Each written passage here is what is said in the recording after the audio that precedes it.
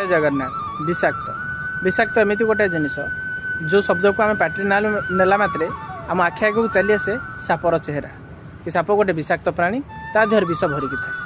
किंतु किंतु प्रकृत में सापटू महान भयंकर होती मनीष समाज में चलुवा किसी मनीष मान साप को आम दूर देखिपारू जानीपारू कि नाई साप आसूसी सी गोटे विषाक्त प्राणी ता देहरे आम लगे किंतु मनीष मैंने को आम जानीपारू ना किए विषाक्त किए भल से आम सांगे चली आमठू फायदा हासिल करी आमको ही चोट मारी था जदि से भाया मनीष आम जीवन किए आसबे जदि प्रथम चोट मारुंट दूरे जाते नचेत जदि पुणी रखिए से क्षताक्त क्षतिग्रस्त कर छाड़े बुझिपारे संपर्क बनवा पूर्व भावी चिंतिक ही बनातु कारण विषाक्त मनीष केवे क्या संपर्क को मूल्यवान दे न था कि उचित मन कर न था। बस जय जगन्नाथ।